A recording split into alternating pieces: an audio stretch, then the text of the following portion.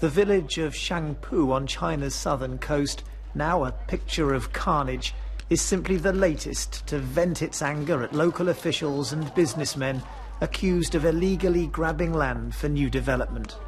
As the annual parliamentary gathering, the National People's Congress, convenes in Beijing, these scenes are a reminder of the simmering social conflict in China's vast countryside, with an estimated 3 to 4 million farmers dispossessed of their land every year. The violence spilled out when a group of men arrived, intent apparently on forcing the locals into line. One man can be seen firing a handgun into the air.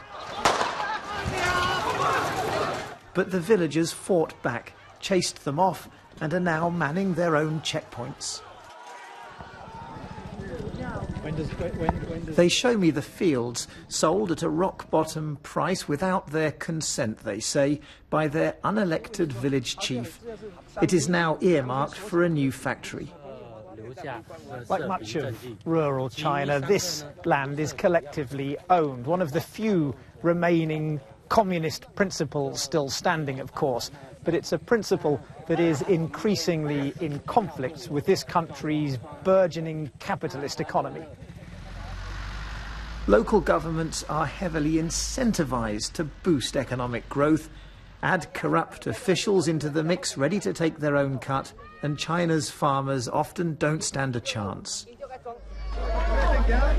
For now, the protests, though growing in number, remain disconnected, but they may one day present a wider challenge.